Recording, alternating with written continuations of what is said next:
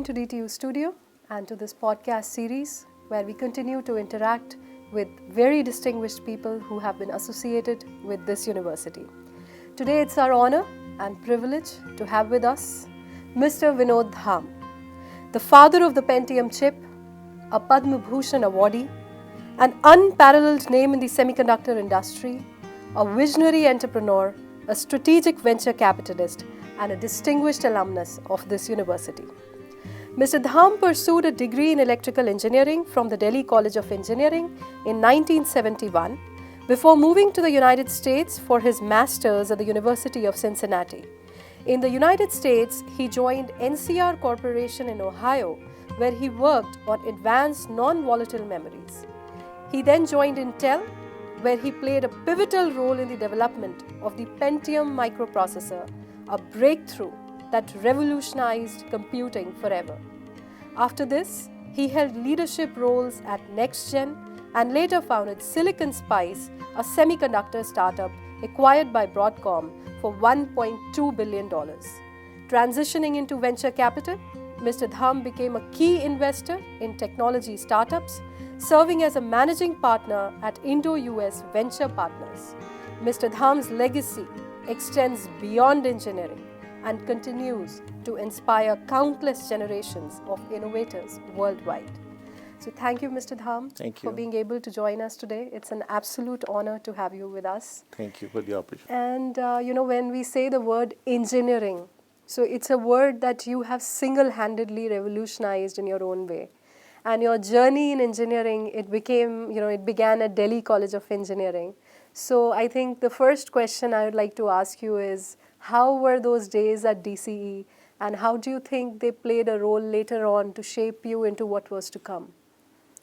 Yeah, so a little known secret about my joining Delhi College of Engineering is that I really wasn't planning on becoming an engineer. I'm an accidental engineer. Oh. I had enrolled in Delhi University for physics honors because back then, if you recall, I'm talking about now 1966. Mm-hmm. So mid-60s is when there was a lot of activity in the space. And the rockets were being sent and people were being spent into space, both by Russia and America. There was a race going on between two. And in my spare time, walking the corridors of Connaught Place, there are book sellers on the street inside of those corridors where I could afford to buy for a small amount of money some of those small pocket books, which would describe how the space research was going on. So my interest really somehow grew from there to go into space and physics. Mm-hmm. It was my elder brother, who is now retired Air Marshal, Indian Air Force, a physician, who at that time I think was maybe wing commander or squadron leader. I don't recall exactly what his rank was, but he urged me to not just do physics honors, but do something applied like engineering. Mm-hmm. And it so turned out that not only my dad couldn't afford to send me to many campuses where I could have gone, like BITS Pilani or Roorkee. Back then, those were the places. Yeah. IIT Dailies was shut down by then. There was, I think, just a couple of 3 weeks left. When I got into DTU, they were able to get me in. It was called Delhi College of Engineering at that time in Kashmiri Gate, as long as I could give them a proof of what they call it, residency in Delhi. I forget the key word they were using. If I could prove that I was a Delhi resident, they would allow me to be considered for enrollment. And that's how I ended up in Delhi. So no, I think I was 16-year-old, like other kids. Back then, I think after 11 grades, you had to go to college. Very unsure of myself and really actually somewhat intimidated when I first came to campus, because there were boys, mostly boys, we had very few girls at that time, from Jabalpur or so many other places in India which I had never heard of before. And they had scored very, very high marks. And I was just wondering always in my head as to how I'm going to compete with these people. But fortunately in Delhi College of Engineering, they used to have a common exam sometime during the first year itself to determine merit scholarship and things of that nature, which reluctantly I took because it wasn't a mandatory exam. You could skip it if you wanted to. I remember I was going to skip it, and my dad said, if there's no, you know, downside, why don't you just go ahead and take it? And I did, and I did extremely well, and I think that boosted my confidence. But looking back, I think the thing that has driven me even to date is fear of failure. So the reason all of those things I tried to examine, why was I so worried, it was always that fear of failure rather than some enormously positive force that has propelled me in my life. Good or bad, that is the truth. That's the bare truth. I think what you brought about there, that the fear of failure, I should say a healthy fear of failure, Yes, healthy where you fear of prepare failure. yourself. That's Yes, a and it wonderful has, thing. by the way, same thing happened to me when I went to University of Cincinnati. I had worked here in Continental Devices Yes, India Limited for yes. 4 years, which was a Right. semiconductor Yes. startup actually. Back then, unbelievable. Had it been today there, it would be like TSMC of India. Yeah. But for whatever reason, Government of India and the business environment, it never came to fruition. But I was there for 4 years. That's where my interest in semiconductors awakened. That's And great. even my going to US, which was triggered while I was there, was from setbacks I had or failures I had, where on a certain day I'm in charge of creating fabrication of wafers, and the wafers have come out and they are not performing according to what we were expecting them to. And later on, finding out that actually they are performing exactly the way they should have been, except the way I was testing them, there was some loose wire that was causing a noise error and making everything look bad. So that was such a stunning effect on me that I went up to the boss and I said, you know, I really need to learn more. And he said, are you serious? I said, yeah, because I don't, when things go wrong, I don't know why. When things come back right, I don't know why. I need to really understand. He gave me the idea, which was a game-changing idea of saying, go to USA and study master's and PhD in semiconductors. I think so. This is what you've said. I think this sends a very strong message to our students also, that when you're stuck in positions where you think you're not being able to do something, you have to learn more. Yes, Wherever you are, howsoever safe the position may be, but you yes, know that you need to know more. That's yes, a very good and thing. be willing to take some amount of risk. Absolutely. Like, leaving Delhi to go all the way to Yes. Cincinnati, I mean, Yes. that was a huge risk. I know. And same thing at Intel. Initially, I was enrolled into non-volatile memory program Yes. because that's what I had studied at NCR and done some research in. But very soon, I started working on microprocessors, which was also a big jump for me. Going from R&D into a business side of things and learning an entirely new product field. And within that, again, growing into the management level, Yes. when Intel discovered that I had strong strength in not just understanding technology, but also inspiring others to work with me as a team to build new products, Right. very Right. complex products that require amazing amount of, 20 balls in the air at the same time, and you have to juggle them and make sure nothing falls. Absolutely. So that's what they were looking for, and I think I stood out amongst tens of thousands of employees who were from top institutes, some Stanfords and Harvards, but they looked at me and they said, hey, here's a guy we can probably depend on Yeah. to make sure he doesn't drop the ball. And that's Absolutely. why I got very premier opportunities to work on 386, 486, and Pentium. That's lovely to hear, sir. And one more thing, as I was going through your profile, that I realized is that you are one person who has possibly faced struggles in his life, but you've come out so victorious and so wonderfully. To cite an example for the people who are hearing us now, I was reading when you went to the US to pursue your MS, you had $8 in your pocket. I know. And then, later on at the Pentium Chip, level, I'm sure there must be so many bottlenecks. I mean, such huge projects. I mean, Yes. there's a lot of stress, there are lots of struggles. You have your team, you've got to manage them. So, I want my listeners to know particularly our students, sometimes they get bothered with such little amount of struggle when they are in their education thing. So what message would you possibly like to give them, citing the Pentium project probably? I can say going with $8 to Cincinnati was a foolish mistake, I must say. Not that I couldn't have arranged for more dollars, because I was working here. I had a lot of money that I got since I never took any vacation, and some provident fund, or God knows what, all insurance, all kinds of monies were there. But I always assumed that I have assistantship and I have scholarship and tuition scholarship, so I don't have to pay any money. And when I reach there, they will pay me assistantship, and I'll be able to run my affairs, Right. which was inaccurate because I had to work there for some time before I got that. Luckily, they were good, nice to me, and they gave me $125 loan to last for a couple of 3 weeks before I got that. But coming back to Pentium and challenges, I have discovered, looking back, I am one person who really thrives on a challenge. I love the challenge. I like to push myself beyond where I am.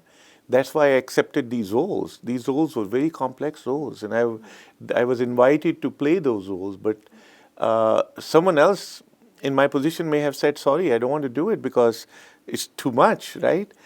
Except in my case, I took them upon me and really executed them very well. And there were, like you said, many, many setbacks. But I think it's the attitude about it. And when you are in a mission to make a dent, as Steve Jobs would say, make a dent in the universe. I was on a mission to really create, Pentium, unlike 486 or 386, by the time Pentium happened, the entire computing industry had awakened to the fact that microprocessor and PCs are no longer a hobby phenomenon. They are going to be really used in billions and billions, not in tens of millions. Once that recognition came, companies ranging from our peers or small companies like Sun Microsystem next door to us, who were making workstations which are really meant for high-end computer users, who wanted to go down one step into personal computer, to IBM, Apple, and Motorola, which Motorola was one of the Intel competitors, who joined hands to create a consortium called Somerset to build a chip for Power PC chip for Apple, to a company that was spun out of Stanford by the dean of electrical engineering department. It was called MIPS Computer, and it was invested into by Microsoft, who said we will port our operating system on this RISC chip. This whole industry started talking about building simpler, faster, cheaper chips than we were building at Intel, which were called CISC, or complex instruction set computing. But the advantage we had was our chips were always backward compatible with all the software that existed in the universe. That alone gave Pentium and other chips we built leverage to continue to dominate the industry, despite the fact that the other chips that people tried to come out with were good, superior, but they needed rewriting of lots of application software. And who has time, energy, and money to go do that? Yes, So I think that's really one of the reasons why Pentium succeeded, was that despite all odds, we stayed well enough in the performance. We were not the best. We were not really very, very good, but we were good enough that the world adopted us because of the software. And once they did, and the other thing we did was, unlike the previous chips, we targeted Pentium into the home. yes. And we created multimedia instructions for it, so that you had audio and video and graphics and games and music. And we discovered a lot of wives at home and kids at home loved computers. So it went from just a commercial business use to a home use. In fact, I remember many a time, first computer people bought were at home, and they would go and tell their businesses to say, hey, why am I using 486? Why don't I have a Pentium? And then at business, people will buy the Pentium machines. Wow. So this was a very interesting phenomenon that took place. I think this is so good for everybody who's hearing this podcast to learn from, that, this is one legacy that you actually set up, something that truly actually changed the world forever. That's what I was saying earlier also, and that's the absolute truth, that, something that was restricted to just lab setups actually went everywhere to every home. And behind this, what we have is the trust of a person in himself. Yes. And fighting the risks, yes. not fearing from them, but yes. again being prepared all the time for Absolutely. Anything that could come on the way. So absolutely, there were nothing but setbacks. Blood, sweat, and tears is all there is behind this scene. But I must say, Pentium 486 actually put Intel on top of the semiconductor industry in the world, and Pentium put Intel on top of the entire global industry in the world. Intel's market cap after Pentium at one time was higher than ExxonMobil, which is the largest, yes. oil company. Yes. And that's a matter of tremendous pride for me, that the work we did, and in the process we slay all these other competitors, including Hewlett-Packard that had a precision architecture. I mean, I can go on and on. It's been such a long time I've forgotten, but they were pretty sleepless nights. There was a lot of stress. There was a lot of uncertainty, doubt. But you have to believe in yourself, and you have to believe in the cause, and you have to keep on marching down. And of course, I have to be thankful to God for His kindness. Otherwise, I think without some element of luck, I don't think you get anything in life. That is so good, that you have to trust God also. Yes, That's a very, you have to. very, very you have to. important When nothing else seems yes. to be really left for you to do, you do appeal to them saying, okay, please show me the way. Absolutely. Give me the wisdom. Absolutely. So I think this is very encouraging, because, this is something I see in the students also as a faculty member, that, sometimes they would not take up some roles because they just feel they won't be able to do it. Yeah. And that's probably the end of it, because as you said, you have to be prepared and you have to trust yourself. You can do it, and then things can change. If there's one message I want to leave with the students, based on my personal experience, having gone to this school and then having worked now 50 years in USA, is take risk. It's very important. Yes. And especially I want to give that message because in India, the entire culture is risk averse. Absolutely. Not just the students, even the parents are risk averse, even the businesses are risk averse. Businesses also want to play safe and only invest just enough to make enough good returns on the money and just be happy doing that. They don't have bold visions of risk taking. The reason America has progressed this far and farthest in technology is that they are very big risk takers across the board. And right from the government of United States that takes this by giving away grants to so many colleges, universities. I was on a grant from NASA, National Aeronautic Research, which is almost now closing down thanks to Elon Musk, who's done private SpaceX. But they were giving us the funding, and we were the cheap labor who would create the research. And you know what? You give to 10,000 students, if one of them really hits the home run, that's good enough. Yes. You paid off for all the rest of them. I think we need to cultivate that type of mindset right from our government all the way to universities, academic institutions, our professors, our researchers, our students. Create a mindset of creativity and innovation, a culture of risk-taking. It's okay to fail. And by the way, we should not put people down if they fail. That's the other thing. In Intel, they had 5 values. It had its own culture. We would carry that badge of our name. On the back side of badge were the values.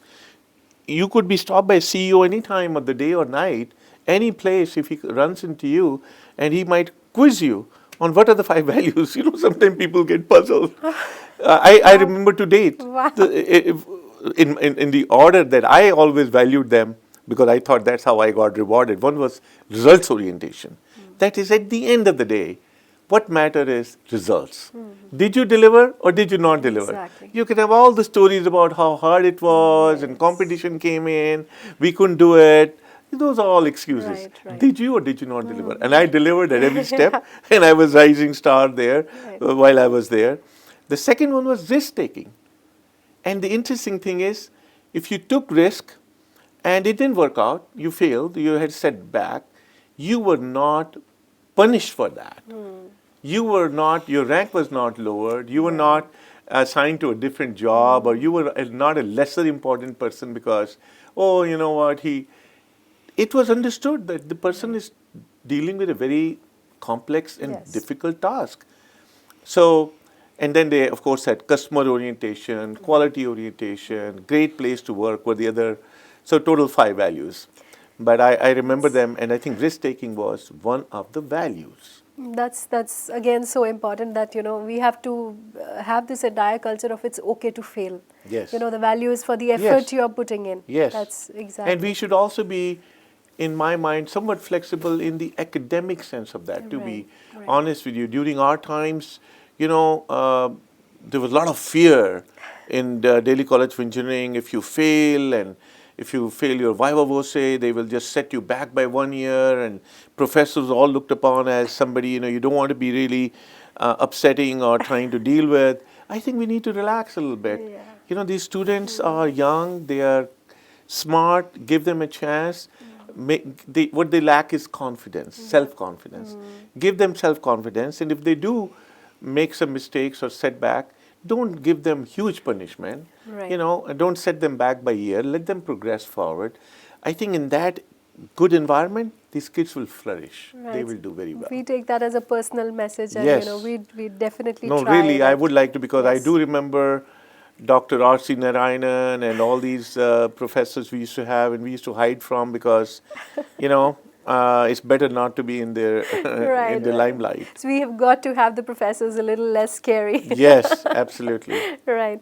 So, sir, moving on, I would actually like to tell all our audience that you've recently contributed a huge amount of money over here in DTU.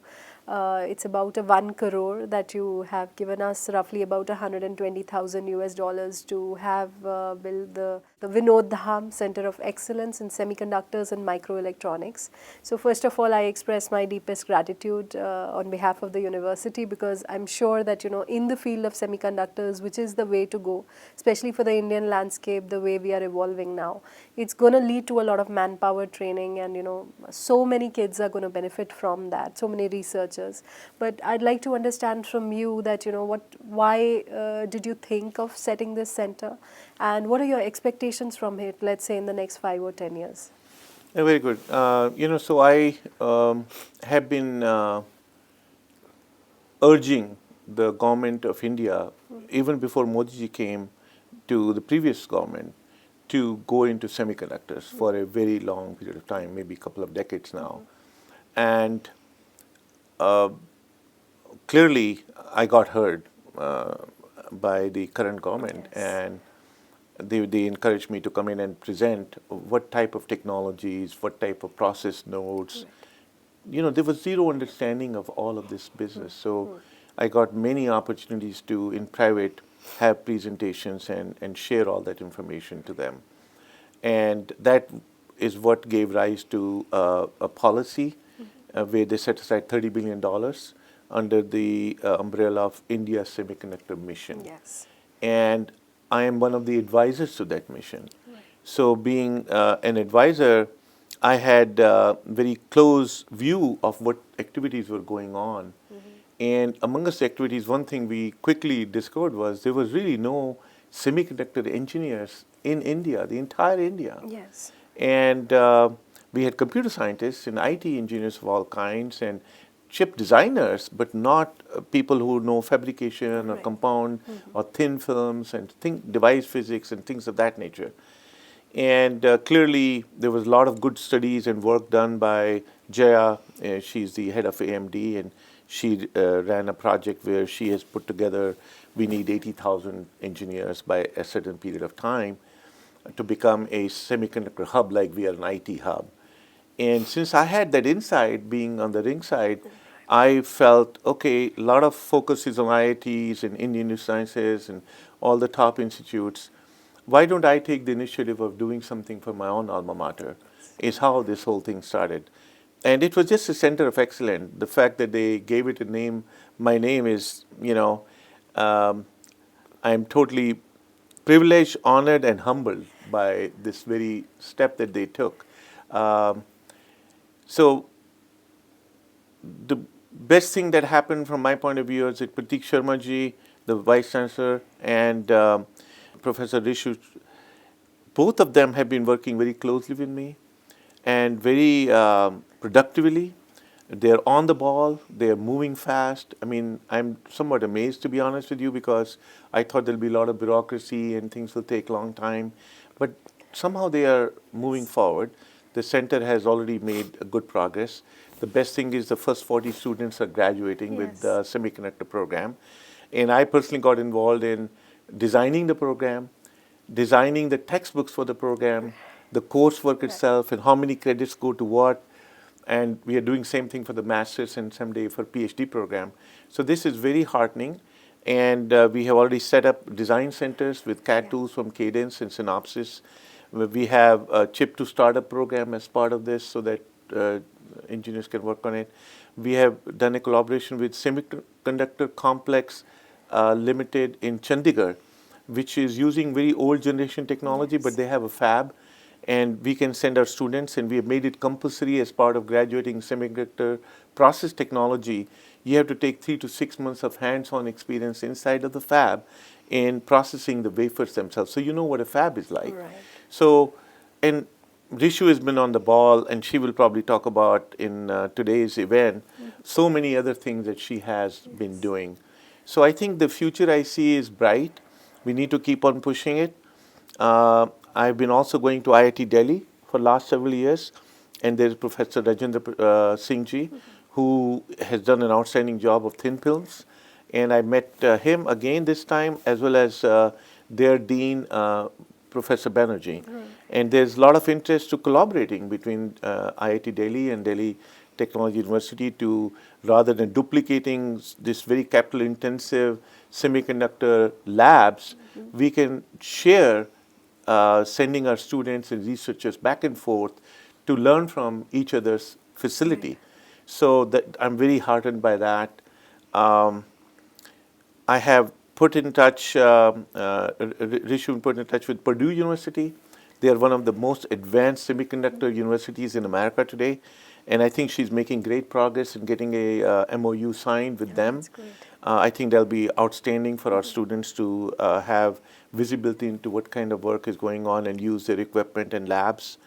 And my next goal would be that we create AI chip technology and quantum computing in this center. So we take a longer term look, 5, 10, 15 years, and see how we're going to really create researchers, skilled people from this school in those areas of technology as well. Right. So that's so wonderful to hear. And like you said, your name in the center.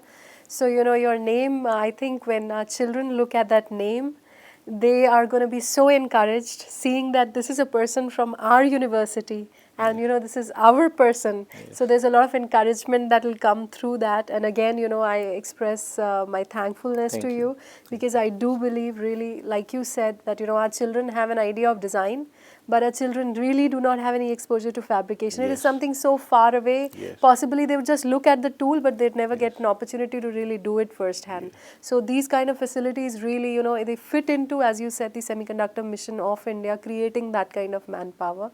And, on that note, I also wanted to know from you that, you are the father of the Pentium chip. As the father of the Pentium chip, how do you think really India fits into the global semiconductor landscape? How do you see us down the line?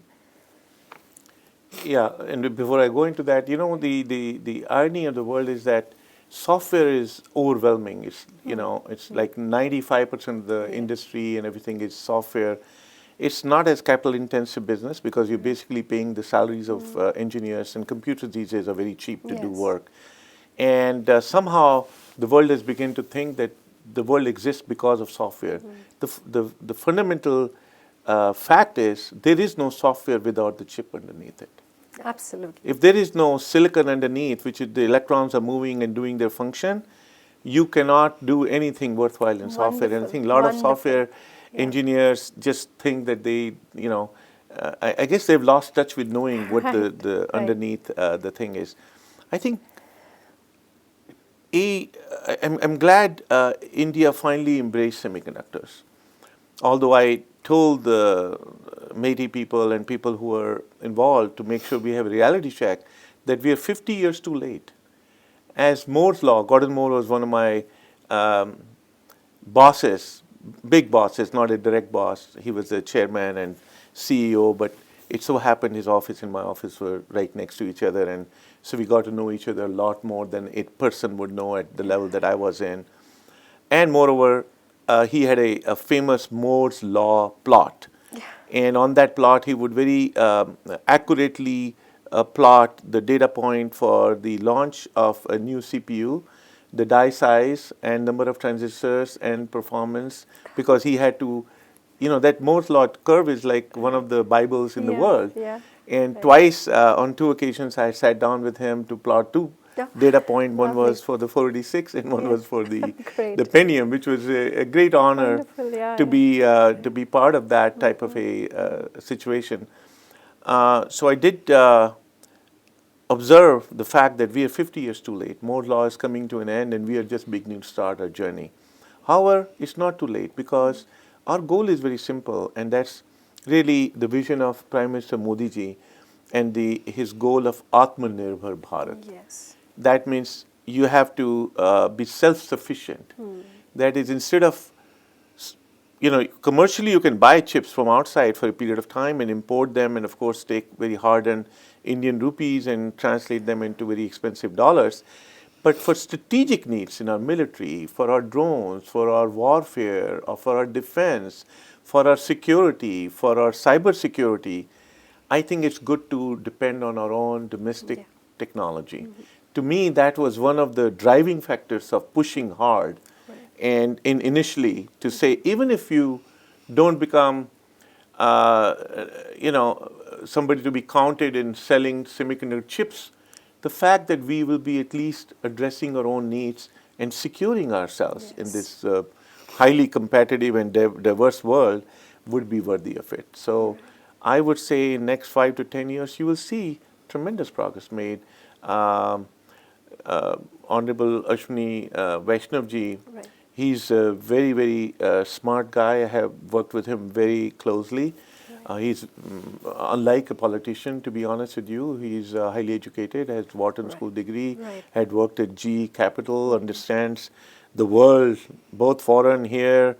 Of course, here he runs railways, which is mind-boggling to me. I would not even know how to start it on day one. He runs it like along with 3 other or 2 other, I don't know how many other organizations he does. But he has a good grasp of what needs to be done. And he is on the ball. He moves quickly, and of course, when you move quickly, sometimes you can make decisions may not be perfect, but I would rather have him move quickly than not move at all, like we were for about 50 years, for God's sake. So I like dealing with him because he's a mover and shaker and doer. And a very smart guy. So I have a faith that I think we are on a good journey here. That's great, sir. And so like you said about Atmanirbhar Bharat, in the same context, also Viksit Bharat that we are looking at, that by 2047, we are actually going to be a developed nation. And, all these things, all these initiatives which are being taken now, they are ultimately going to pay off. So, one last question that I have is that, when we see these young budding students in our classes, incubators, innovators in a way, a lot of push is being given even here at DTU that, children should do startups. Like you said, children should take risks, think of their own things. So for those children, who are just in the university level, what message would you give from your experience that they are finally able to fit into and contribute towards this national aim of Atmanirbhar Bharat in a way? I think first is, they had to become self-aware about the fact that they need to somehow engage with what's happening in India in a sincere, honest manner. You look around, there are so many challenges. Every time I come here, I could almost start a company in everything I look at every day. These kids have a lot of opportunities. And if they truly sit down and based on their passion and their whatever their pull is. Not everybody has to become computer scientist and write programming and code or do a chip design, or I'm not saying that. Whatever your calling is, go discover that you're passionate about, then take it to the limit. Take it forward. Keep on pushing it and creating something out of it. The reason I want to say create it, that days of babugiri, we'll go to office and somebody will give us salary and we'll spend 30 years and then retire, is gone. I think the new world is going to be where you need to create your own thing. One of the biggest things that's coming upon us, and we didn't even discuss today, and we'll probably discuss some other time, is this Gen AI, and Gen AI is now coming to AGI. And the AGI, I think, will be an era where individual creativity, innovation, and leadership will be far more important than writing the code, for example. The machine will write the code. Machine will discover a lot of diseases for the doctor. So we have to start thinking ahead as to what's coming down, and therefore what kind of skills and talents and mindsets we need to have in our kids generated so they are suitable for that coming century, if you will, or coming decades. So yeah, I would say, we need to be very sincere about really making things happen. Ye kaam chalao thing will not work. Right. This just kaam ho gaya, ye nahi. They have to really deliver high quality of whatever they do. They're building a product, they're architecting a building, they are building a chip, or whatever it is they're doing. They need to be rigorous, disciplined, responsible, and take pride. One of the things I look back as to why I succeeded was also there is a certain amount of pride in doing things right. Absolutely. To step back and say, I contributed to that. Yeah. It wasn't that I designed Pentium. There were 166 engineers with me who designed Pentium. I'm the least one of who designed them. I led it. But the fact that we were able to create a successful product at the right time and a family of products that changed the industry, computing and the rest, is very fulfilling, and it's very a moment of tremendous pride. I think they need to get used to doing that. That's a wonderful message, sir. And if I wrap up our entire discussion today, I would like to highlight for all our audience that, the value of risk taking is the first lesson that we've learned today, that you have to learn to think out of the box and you have to step out of your comfort zone. And you don't have to be scared, you have to trust yourself. And that has been very encouraging for everybody. So thank you for your views, and once again we thank you for being able to join us. And as a university, we are so proud of you, and we are so proud of the fact that your name and DTU's name is intertwined forever, which is in a way our own legacy for ourselves. So thank you very much. I appreciate the opportunity to talk. Thank you very much. Thank sir. you very much. Thanks Thank a you lot. guys.